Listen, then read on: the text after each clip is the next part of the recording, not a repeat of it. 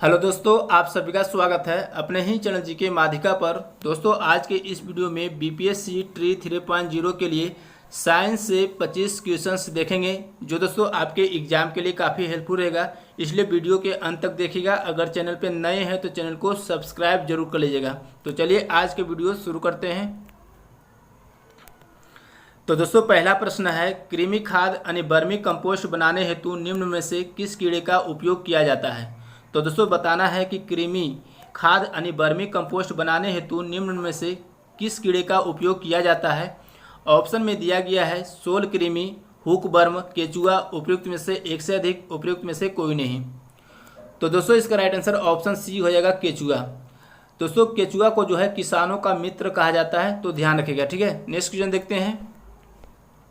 Kitchen निम्नलिखित में से किसे फल पकाने में प्रयोग किया जाता है। तो दोस्तों, बताना है कि निम्नलिखित में से किसे जो है फल पकाने में प्रयोग किया जाता है। ऑप्शन में दिया गया है एसिटिलीन, एथिलीन, मीथेन, उपयुक्त में से एक से अधिक, उपयुक्त में से कोई नहीं। तो दोस्तों, इसका राइट आंसर ऑप्शन डी हो जाएगा, उपयुक्त में से एक से अधिक। यानी दोस्तों, एसिटिलीन और एथिलीन ये दोनों को जो है फल पकाने में प्रयोग किया जाता है। ठीक है, अब दोस्तों, एसिटिलीन का सूत्र क्या होता है, तो C2H2 होता है। एथिलीन का सूत्र होता है C2H4 होता है। ठीक है, तो ध्यान रखिएगा। नेक्स्ट क्वेश्चन देखते हैं। क्वेश्चन 1 बिलियन लाल लिटमस को नीला कर देता है, इसका पीएच मान क्या होगा। तो दोस्तों, बताना है कि 1 बिलियन जो लाल लिटमस को नीला कर देता है, इसका पीएच मान क्या होगा, पीएच मान बताना है। ठीक है, तो दोस्तों, सबसे पहले जान लीजिए कि 1 बिलियन लाल लिटमस को नीला कर देता है उसको क्या कहते हैं। तो उसको दोस्तों क्षारीय कहते हैं। ठीक है, क्षारीय कहते हैं। और क्षारीय जो है दोस्तों, जिसका पीएच मान 7 से अधिक होता है क्षारीय कहलाता है। ठीक है, और जिसका पीएच मान 7 से कम होता है, जिसका पीएच मान 7 से कम होता है अम्लीय, अम्लीय कहलाता है। और दोस्तों, अम्लीय जो है नीले लिटमस को जो है लाल कर देता है। ठीक है, तो ध्यान रखिएगा। तो इसका आंसर हो जाएगा ऑप्शन ए, जो 7 से अधिक है 10। ठीक है, नेक्स्ट क्वेश्चन देखते हैं। क्वेश्चन है, वह कौन सा तत्व है जिसका परमाणु संख्या 12 है। तो वह कौन सा तत्व है जिसका परमाणु संख्या 12 है। ऑप्शन में दिया गया है सोडियम, कैल्शियम, मैग्नीशियम, उपयुक्त में से एक से अधिक, उपयुक्त में से कोई नहीं। तो दोस्तों, इसका राइट आंसर सी हो जाएगा, मैग्नीशियम। सोडियम का परमाणु संख्या 11 होता है, कैल्शियम का 20 होता है। ठीक है, नेक्स्ट क्वेश्चन देखते हैं। क्वेश्चन नाइट्रोजन, फास्फोरस, पोटेशियम किस वर्ग से संबंध रखते हैं। तो दोस्तों, नाइट्रोजन, फास्फोरस, पोटेशियम जो है किस वर्ग से संबंध रखते हैं। ऑप्शन में दिया गया है बृहद पोषक, सूक्ष्म पोषक, स्व पोषक, उपयुक्त में से एक से अधिक, उपयुक्त में से कोई नहीं। तो दोस्तों, इसका राइट आंसर ए हो जाएगा, बृहद पोषक। सूक्ष्म पोषक में दोस्तों कौन कौन से आता है, बोरोन आता है, क्लोरीन आता है, लोहा आता है, जस्ता आता है, तांबा आता है। ये सभी दोस्तों सूक्ष्म पोषक से संबंध रखते हैं। ठीक है, नेक्स्ट क्वेश्चन देखते हैं। क्वेश्चन है, कुछ स्थानों पर मत्स्य पालन धान के खेतों में किया जाता है, जिससे मछलियां धान के खेतों में उपलब्ध पानी में वृद्धि कर सके। मत्स्य पालन की यह विधि क्या कहलाता है। तो दोस्तों, बताना है कि मत्स्य पालन की यह विधि जो है क्या कहलाता है। ऑप्शन में दिया गया है मिश्रित मत्स्य पालन, सेरिकल्चर, हॉर्टिकल्चर, उपयुक्त में से एक से अधिक, उपयुक्त में से कोई नहीं। तो दोस्तों, इसका राइट आंसर ए हो जाएगा, मिश्रित मत्स्य पालन। ठीक है, मिश्रित मत्स्य पालन कहलाता है। सेरिकल्चर किसको कहते हैं दोस्तों, तो रेशम के कीड़ों के पालन को सेरिकल्चर कहते हैं। हॉर्टिकल्चर फल और सब्जियों के उगाने के अध्ययन को जो है हॉर्टिकल्चर कहा जाता है। तो ध्यान रखिएगा। नेक्स्ट क्वेश्चन देखते हैं। क्वेश्चन है, कार्बन का कौन सा गुण जिससे वह कार्बन की लंबी श्रृंखला बनाता है। तो कार्बन का कौन सा गुण है जिससे जो है वह कार्बन की लंबी श्रृंखला बनाती है यानी बनाता है। ऑप्शन में दिया गया है अम्लीयता, श्रृंखलन, क्षारीयता, उपयुक्त में से एक से अधिक, उपयुक्त में से कोई नहीं। तो दोस्तों, इसका राइट आंसर बी हो जाएगा, श्रृंखलन। ठीक है, नेक्स्ट क्वेश्चन देखते हैं। क्वेश्चन है, छुई मुई के पौधे की पत्तियां का झुकना किसके कारण है। तो दोस्तों, बताना है कि छुई मुई के पौधे की पत्तियां का झुकना जो है किसके कारण है। ऑप्शन में दिया गया है टर्गर दबाव में परिवर्तन, अंतःक्षेपण, प्लास्मोलिसिस के कारण, उपयुक्त में से कोई नहीं, एक से अधिक, उपयुक्त में से कोई नहीं। तो दोस्तों, इसका राइट आंसर हो जाएगा ऑप्शन सी, प्लास्मोलिसिस के कारण। ठीक है, नेक्स्ट क्वेश्चन देखते हैं। क्वेश्चन, रंध्रों का खुलना और बंद होना किसके द्वारा नियंत्रित होता है। तो रंध्रों का खुलना और बंद होना जो है किसके द्वारा नियंत्रित होता है। ऑप्शन में दिया गया एपिडर्मल कोशिकाएं, गैसोफिल कोशिकाएं, गार्ड या रच्छी कोशिकाएं, उपयुक्त में से एक से अधिक, उपयुक्त में से कोई नहीं। तो दोस्तों, रंध्रों का खुलना और बंद होना जो है किसके द्वारा नियंत्रित होता है, तो गार या रच्छी कोशिकाएं द्वारा, ठीक है। तो इसका राइट आंसर ऑप्शन सी हो जाएगा। नेक्स्ट क्वेश्चन देखते हैं, किचन रिक्तिका को घेरने वाली झिल्ली क्या कहलाती है?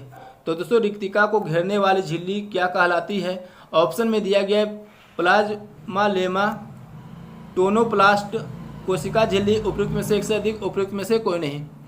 तो दोस्तों इसका राइट आंसर ऑप्शन बी हो जाएगा, टोनोप्लास्ट कहलाती है, ठीक है। नेक्स्ट क्वेश्चन देखते हैं, क्वेश्चन दोस्तों प्रोकैरियोटिक जीनोम किसमें होता है?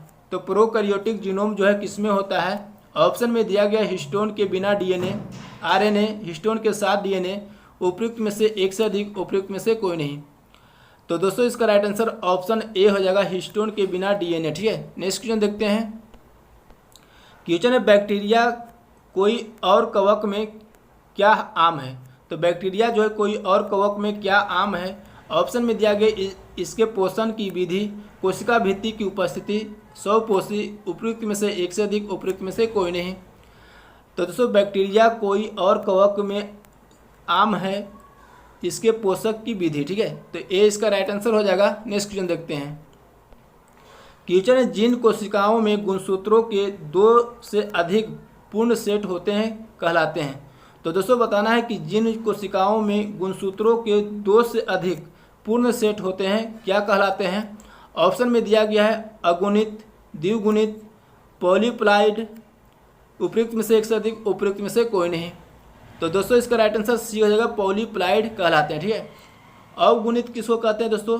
तो गुणसूत्र का एक सेट होता है, अवगुणित कहलाता है, ठीक है। द्विगुणित जो है 2 सेट होता है, त्रिगुणी कहलाएगा, त्रिगुणित जिसमें 3 सेट होगा, ठीक है। गुणसूत्र का 3 सेट त्रिगुणित कहलाता है, तो ध्यान रखिएगा, ठीक है। नेक्स्ट क्वेश्चन देखते हैं, क्वेश्चन है प्लाज्मा झिल्ली किससे बनी होती है? तो प्लाज्मा झिल्ली जो है किससे बनी होती है?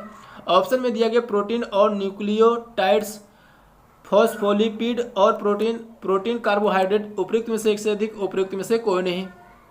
तो दोस्तों प्लाज्मा झिल्ली जो है किससे बनी होती है?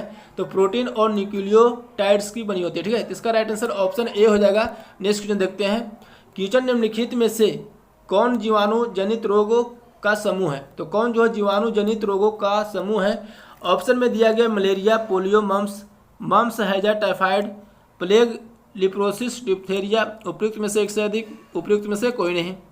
तो दोस्तों जीवाणु जनित रोग का समूह इनमें से कौन सा है?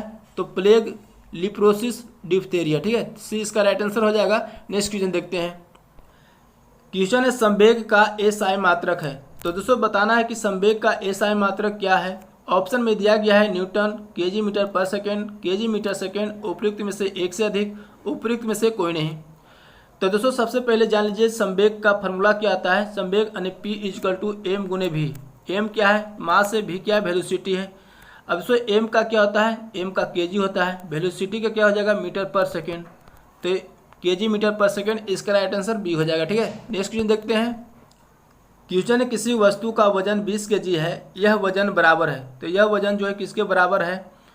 वस्तु का वजन दिया गया 20 kg, यानी वस्तु का द्रव्यमान दिया गया है 20 kg, ठीक है। तो यहाँ दोस्तों वस्तु का भार निकालना है, तो भार बराबर होता है m गुने g होता है, ठीक है।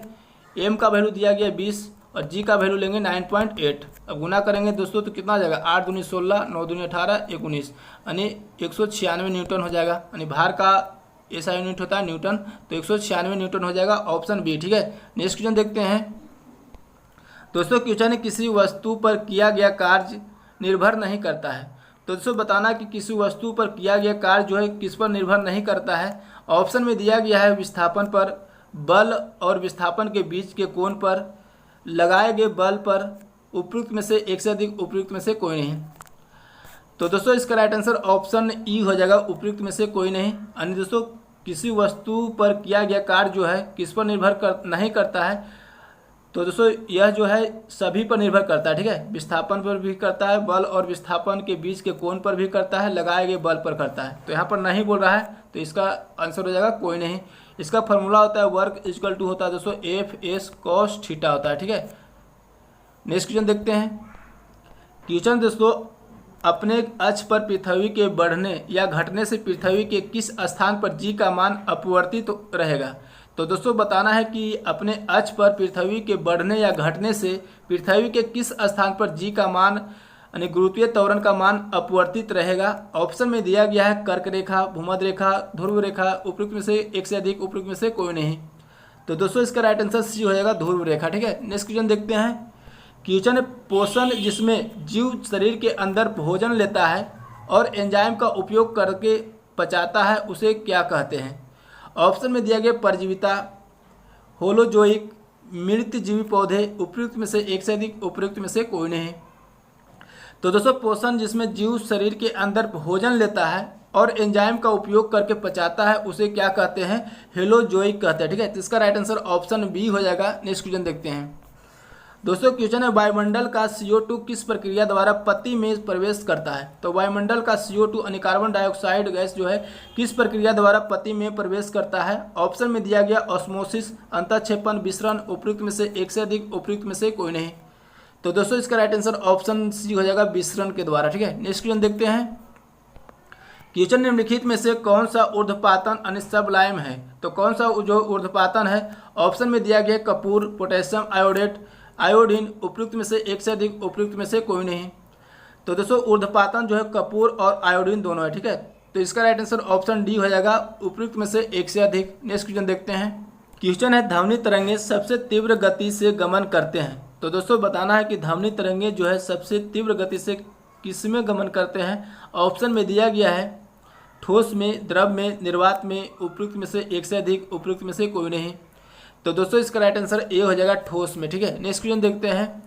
क्वेश्चन दोस्तों सोनार एक ऐसी युक्ति है जिसमें उपयुक्त किया जाता है। सोनार एक ऐसी युक्ति है जिसमें उपयोग किया जाता है। किसका उपयोग किया जाता है? ऑप्शन में दिया गया अपश्रव्य तरंगों का, प्राध्वनि तरंगों का, रेडियो तरंगों का, उपयुक्त में से एक से अधिक, उपयुक्त में से कोई नहीं। तो दोस्तों इसका राइट आंसर बी हो जाएगा, प्राध्वनि तरंगों का। ठीक है, नेक्स्ट क्वेश्चन देखते हैं। क्वेश्चन है दूरदृष्टि दोष वाली आंखें साफ साफ देख सकती है। तो दोस्तों दूरदृष्टि दोष वाली आंखें जो है साफ साफ जो है किसको देख सकती है? ऑप्शन में दिया गया दूर की वस्तुओं को, निकट की वस्तुओं को, बड़ी वस्तुओं को, उपयुक्त में से एक से अधिक, उपयुक्त में से कोई नहीं। तो दोस्तों दूरदृष्टि दोष वाली आंखें जो है साफ साफ दूर की वस्तुओं को देख सकती है। ठीक है, तो इसका राइट आंसर ऑप्शन ए हो जाएगा। अब दोस्तों दूरदृष्टि दोष को जो है हाइपरमेट्रोपिया कहते हैं। ठीक है, हाइपरमेट्रोपिया कहते हैं। और दूरदृष्टि दोष को दूर करने के लिए किस लेंस का प्रयोग किया जाता है? तो उत्तल लेंस का प्रयोग किया जाता है। ठीक है, निकट की वस्तुओं को साफ साफ देख सकता है, निकट दृष्टि दोष कहलाता है। ठीक है, निकट दृष्टि दोष को मायोपिया भी कहते हैं। और इस दोष को दूर करने के लिए अवतल लेंस का प्रयोग करते हैं, अवतल लेंस का प्रयोग किया जाता है। ठीक है, तो दूर दृष्टि दोष दूर करने के लिए उत्तल लेंस, निकट दृष्टि दोष दूर करने के लिए अवतल लेंस का प्रयोग करते हैं। तो ध्यान रखिएगा। ठीक है, तो दोस्तों आज के वीडियो यहीं तक रहने देते हैं, फिर मिलेंगे नेक्स्ट वीडियो में। अगर वीडियो अच्छा लगा तो लाइक करिएगा, चैनल पर नए हैं तो चैनल को सब्सक्राइब करके बेल आइकन जरूर दबा लीजिएगा। जय हिंद।